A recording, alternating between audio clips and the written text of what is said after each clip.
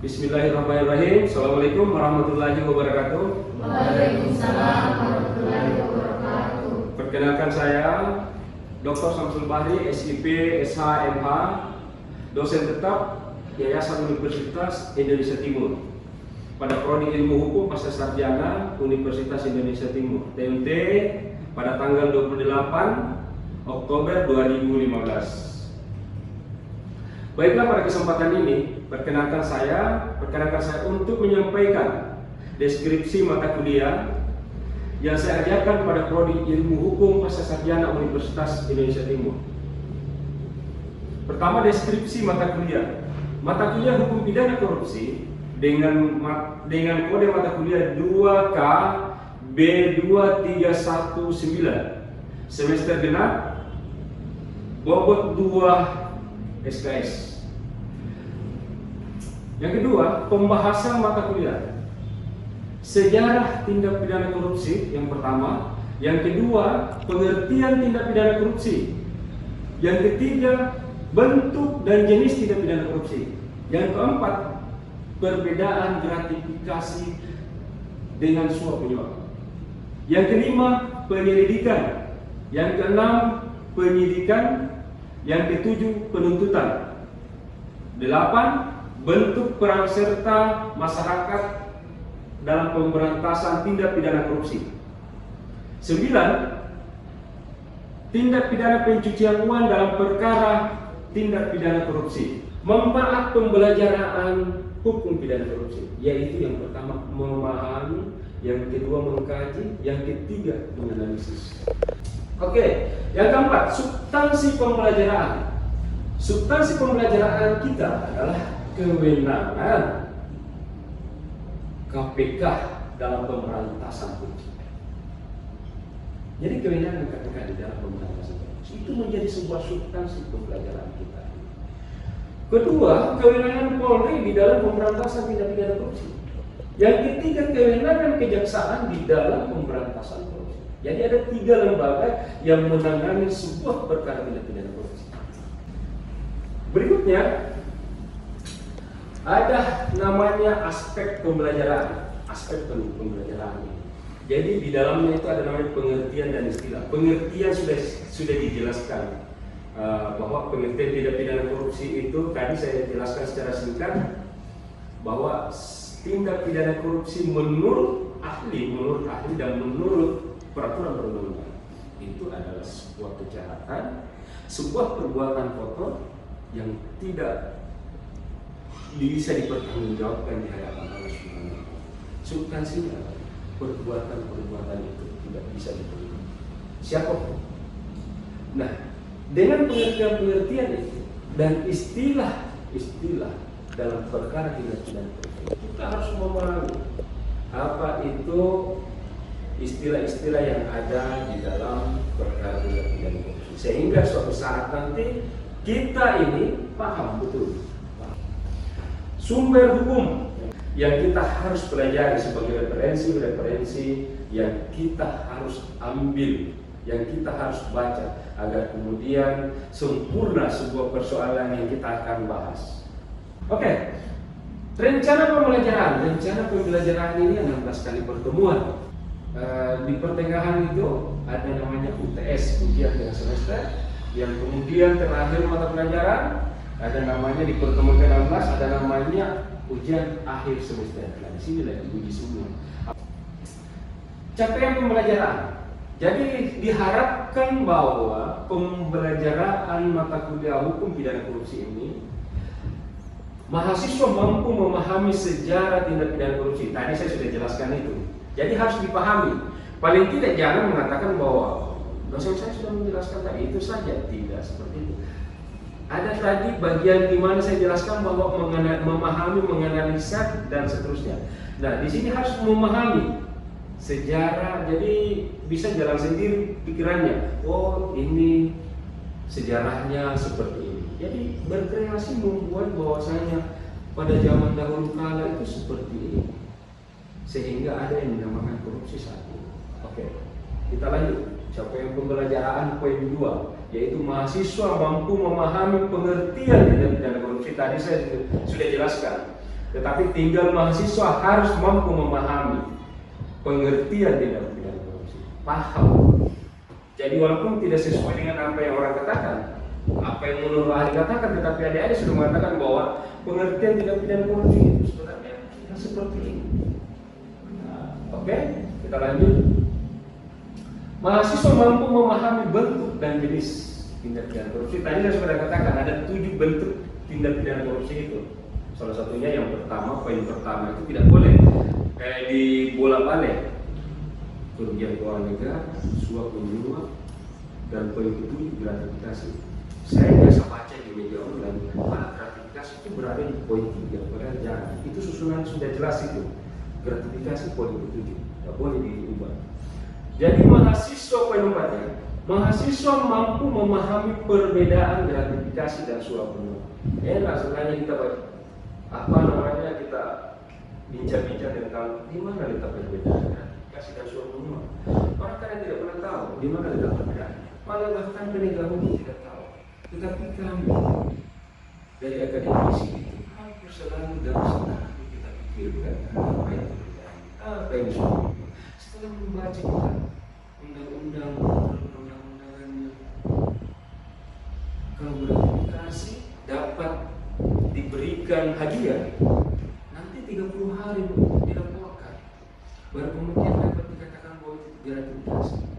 Ya, 30 hari baru dikatakan gratifikasi. Kalau sebelumnya itu apa namanya? Suap. Ya kan? Jadi ada 2 peraturan perundang-undangan yang gratifikasi tidak pidana lebih suap dan gratifikasi. Mengapa tidak disatukan pasal ini? Suap, gratifikasi. Memberi, saya berikan kepada orang, kepada pejabat sama dengan suap. Tidak melaporkan 30 hari sama dengan gratifikasi. Jadi harus dihilangkan satu sebenarnya. Suap menyuap dijadikan saja gratifikasi atau gratifikasi menggabung jadi suap. Tapi ya itulah berbeda-beda kita punya pandangan. Tapi saya kaji terus ini, karena memang saya bidangnya di tindak pidana korupsi. S1, S2, S3, dan selalu saya penelitian tentang itu. Oke, mahasiswa mampu memahami penyelidikan. Apa itu penyelidikan? Kalau saya mengajar lalu kemudian saya kasih tugas individu kelompok, saya harus mendengar dan presentasi. Mengapa? Supaya dia cerdas. Di bidang saya harus tahu apa itu. Bukan berarti saya harus kejam dengan mahasiswa, tetapi saya harus mendoktrin bahwa mahasiswa itu harus pintar. Setelah ditinggalkan saya, setelah ditinggalkan harus tahu, supaya dia ingat saya bahwa Kosampo selalu membimbing saya tentang tidak korupsi supaya saya paham dan masuk ke perasaan. Nah, supaya ingat saya. Kita ketemu di persidangan, Bapak Ibu sekalian jadi hakimnya, kalau kedua dosen saya. Tapi kalau salah, saya punya gugatan, jangan juga dibilang, tidak masalah. Tetapi kalau benar, ya ingatlah bahwa dosen Subhan itu yang diajar saya. Oke? Mahasiswa mampu memahami penyelidikan. Ini penyelidikan. Seperti saya katakan tadi, harus dipahami apa yang saya gambarkan tadi itu. Penyelidikan itu apa? Ya? Penyelidikan setelah selesai penyidikan, dianggap bahwa memenuhi unsur pidana, cukup 2 alat bukti naik ke penyidikan. Gitu. Itu harus dipahami. Ya, sebagai orang hukum tidak boleh tidak tahu. Harus tahu. Kalau tidak mau belajar tentang hukum, apa juga masuk sebagai mahasiswa. Gitu. Kemudian mahasiswa mampu memahami penuntutan. Bapak, adik-adik sekalian, di sini ada yang praktek. Nah, harus dipahami itu bagaimana teori penuntutan, bagaimana langkah-langkah bisa melakukan penuntutan. Kenapa bisa dikembalikan hasil penyelidikan ke polisi misalnya seperti itu, apa yang lakukan? Itu yang harus dipahami. Di sini praktek tempatnya kalian. Ketika adik-adik sekalian praktek, maka kita harus belajar bagaimana teori penuntutan itu, bagaimana teori dan bagaimana pelaksanaan di lapangan. Karena terkadang beda teori, beda di lapangan, ya. Nah itu yang harus dipelajari. Oh begini. Mahasiswa mampu memahami peran serta masyarakat. Baca ada 2 undang-undang. ada di dalam undang-undang tindak pidana korupsi dan ada di dalam peraturan presiden yang diatur tentang persiapan masyarakat. Maka masyarakat itu dilindungi oleh undang-undang. Cuma ketika dia berbicara menyampaikan pendapat, menyebut nama orang di koran masuk undang-undang ITE pencemaran nama. Jadi saya pesan, hati-hati menyampaikan, dilindungi dalam undang-undang ada tanda kutip saja. Jangan tanda kutip ya. Mahasiswa mampu memahami tindak pidana pencucian uang dalam perkara tindak pidana korupsi. Tujuan pembelajaran hukum pidana korupsi. Mahasiswa mampu menjelaskan sejarah tindak pidana korupsi seperti tadi, ya. Jadi tadi mampu memahami, sekarang mampu menjelaskan. Jadi harus dijelaskan. Mampu menjelaskan pengertian tindak pidana korupsi, mahasiswa mampu menjelaskan bentuk dan tindak pidana korupsi. Keempat, mahasiswa mampu menjelaskan perbedaan gratifikasi dan suap menyuap. Mahasiswa mampu menjelaskan penyelidikan. Jadi tadi apa tadi? Tadi itu sekarang kita mampu menjelaskan. Mampu menjelaskan penuntutan.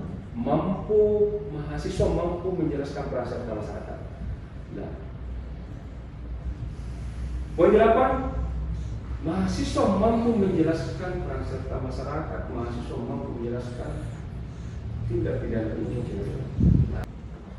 Strategi pembelajaran yang dilakukan adalah ceramah, diskusi, tanya jawab, tugas individu dan kelompok. Ceramah itu penting, seperti sekarang ini yang saya lakukan adalah ceramah. Kemudian kita berdiskusi. Berdiskusi itu ya mungkin ada satu tema, ada satu kasus yang kita coba lempar, dia diskusikan. Setelah kemudian kita lakukan tanya jawab itu penting, tanya jawab. Tapi tidak perlu lalu kita bertanya, kalau kita sudah tahu. Itu pemborosan waktu, karena kita punya waktu 10 menit, teman-teman punya pertanyaan. Diambil 2 menit, 3 menit, tidak ada manfaatnya di pertanyaan. Tugas individu, saya sudah jelaskan. Mengapa penting tugas individu? Nah, penilaian pembelajaran ini penting. Kehadiran 40%, keaktifan 15%, UTS 15%, tugas kelompok 15% dan UAS 15%. Totalnya 100%. Mengapa kehadiran itu harus 40%?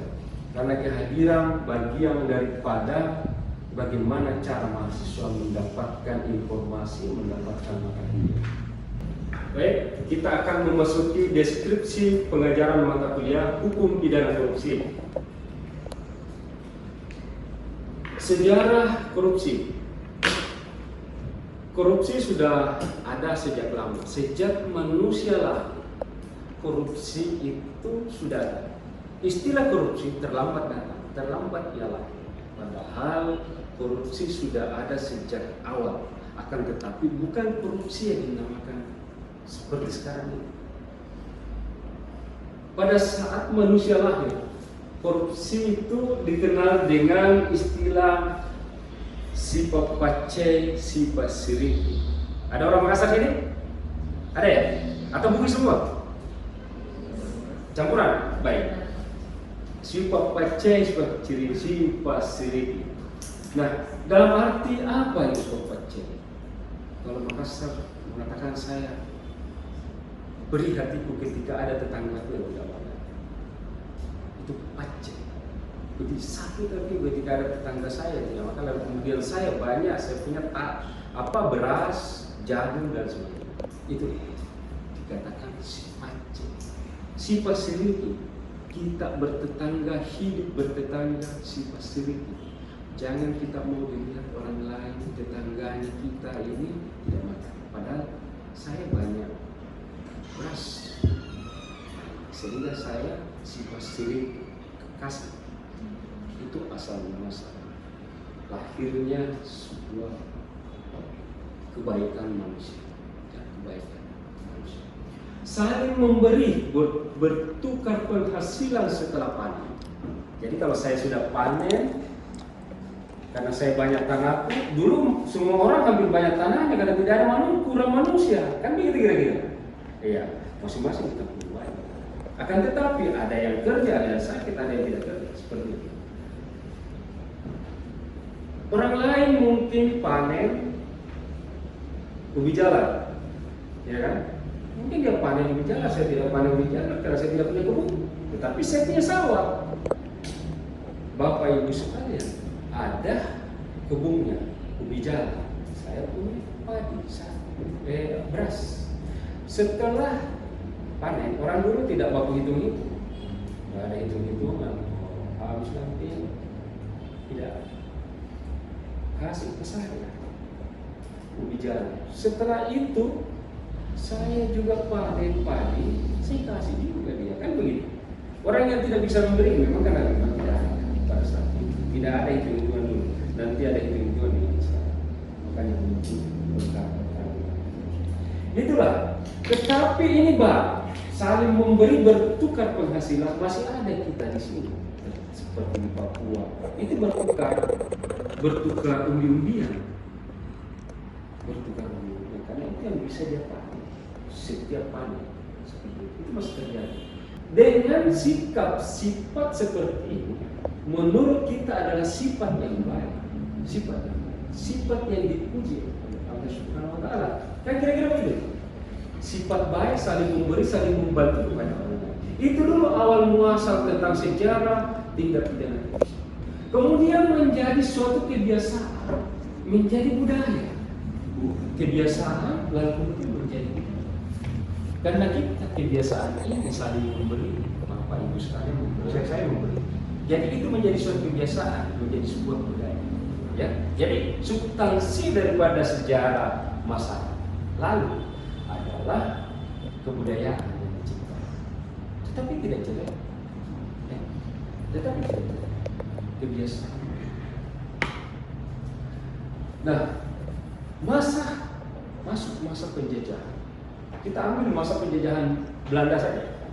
Pada masa penjajahan Belanda diatur namanya sistem pemerintahan, ya, ada namanya sistem pemerintahan karena semua roda kehidupan, roda pemerintahan harus berjalan. Bagaimana mekanisme pemerintahan ini bisa berjalan sesuai dengan tujuannya? Karena negara yang baik, negara yang bagus ketika ada sistem pemerintahan yang ada, mulai dari tingkat RT, RW, desa dan seterusnya. Nah, pada saat itu ada yang dinamakan kepala desa. Anggap kepala desa itu tidak ada juga. Kepala desa ini tidak digaji pada saat itu. Jadi tidak digaji, lalu kemudian dia memungut memungut hasil panen, pajak, kan begitu, pajak dari masyarakat supaya semua pemerintahan bisa berjalan. Ada jembatan yang tidak selesai, gotong royong. Jadi di situ roda kehidupan pemerintahan berjalan karena ada itu pajak. Bagi masyarakat yang tidak memiliki uang pada saat itu, setelah panen, mengapa mesti kita harus membayar pajak satu kali saja 1 tahun? Karena mengikuti tadi masa panen. Jadi pada saat masa panen itu ada berasnya masyarakat, tidak ada uang. Itulah yang dibuat pemerintah desa. Tapi kan tidak ada waktu ini yang ini jangan seperti itu. Jadi ini juga melahirkan sebuah kebiasaan yang belum dikenal dengan korupsi, hanya kebiasaan. Jadi di situ memang masyarakat diajar memberi, memberi dan membayar, karena kebiasaan itu melahirkan sebuah budaya. Kita masuk pada zaman sekarang, jadi memang sebuah proses kehidupan kita ini terbagi atas 3 dimensi. Ya, ada namanya masa lalu, ada masa kini, masa sekarang. Ya. Sama dengan ini, proses korupsi, sebuah sejarah korupsi itu terbagi 3 dimensi. Masa lalu bagian dari sebuah peradaban manusia di mana manusia itu lahir. Lalu kemudian masuk pada sebuah penjajahan yang mengatur tentang sistem pemerintahan yang menentukan bahwa sebuah kehidupan masyarakat akan jauh lebih maju. Sekarang maju, tetapi ada juga yang dinamakan perubahan-perubahan. Jadi nilai-nilai budaya yang ada di tengah-tengah masyarakat ini terkikis akibat karena kemajuan teknologi. Tapi tidak bisa kita pungkiri bahwa kemajuan sebuah perubahan harus kita katakan tidak baik. Tidak bisa. Semua ada tantangan. Oke, masa perubahan adalah masa korupsi. Di zaman sekarang adalah masa perubahan. Ya, kemajuan masyarakat, kemajuan teknologi, kemajuan sebuah kebutuhan. Siapa yang tidak butuh? Siapa yang tidak membutuhkan? Kalau kita mau kita pasti kita butuhkan. Pasti kita pakai. Kita tidur, kadang lebih penting ini pakai daripada lebih penting ini apa namanya? Yang jelas apa yang kita utamakan adalah HP dulu. Kita mau makan, misalnya belanja, hubungi tetangga, keluarga, semua. Ini yang menjadi sebuah kemajuan teknologi bagi kita. Tapi tidak ada masalah. Tetapi karena sebuah kemajuan teknologi seperti ini, dituntut kita bagaimana kita bisa mendapatkan keuntungan yang jauh lebih banyak. Ya, ada juga hobinya traveling. Nah, ini masalah. PNS sudah terlalu gaji. Ya, kecuali pegawai negeri yang tidak mungkin mau berkeluarga, ya pasti sendirinya.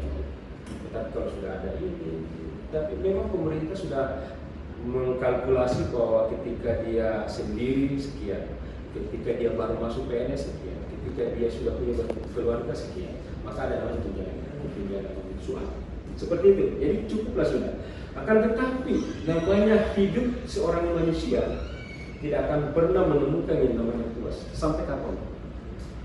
Sampai kapan?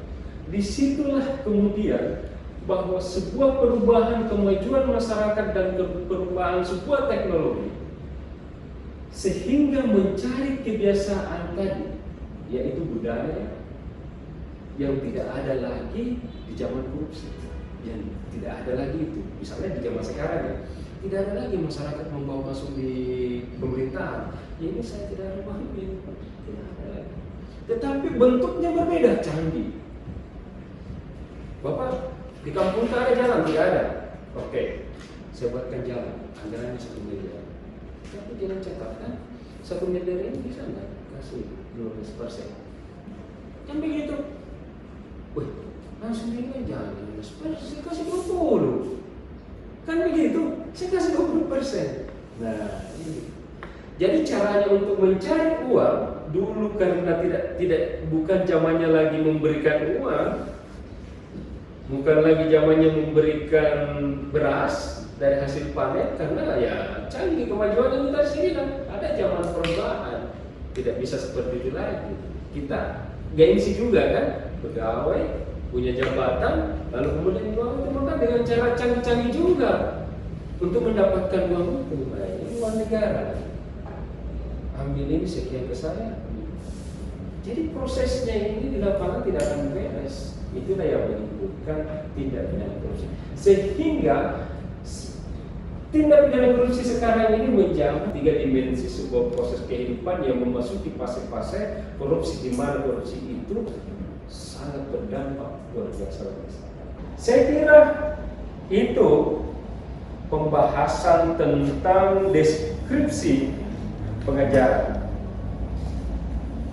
Oke, Bapak Ibu sekalian, saya ingin dengan materi deskripsi pengajaran saya ini, saya berharap adik-adik, Bapak Ibu sekalian bisa mengajukan pertanyaan. Nah, saya persilahkan untuk bisa mengajukan pertanyaan. Siapa yang ingin bertanya? Saya. Oke, siapa namanya yang pakai kacamata? Oke, baik, terima kasih Pak atas kesempatan yang telah diberikan. Saya Afifah Triwardani ingin bertanya, siapakah yang berhak melakukan perhitungan atas kerugian keuangan negara? Terima kasih. Baik, terima kasih. Saya akan jawab dulu ya. Siapakah yang berhak melakukan perhitungan kerugian keuangan negara? Jadi, yang berhak untuk melakukan perhitungan kerugian keuangan negara sebagaimana yang saya jelaskan tadi itu adalah BPKP sebagaimana MOU yang disepakati secara bersama-sama antara Polri, BPK dengan Kejaksaan. Maka yang menjadi suatu kebiasaan itu untuk melakukan penghitungan kerugian keuangan negara adalah BPKP sendiri. Walaupun sebenarnya lembaga lain bisa juga menghitung kerugian keuangan negara, termasuk yang saya jelaskan tadi, satu, inspektorat bisa, BPK bisa, lembaga independen juga bisa, kemudian BPKB sendiri. Saya kira itu pertanyaan singkat dan singkat juga jawabannya, dan saya memberikan kesempatan. Siapa lagi yang lain? Baik, silakan. Namanya disebutkan ya.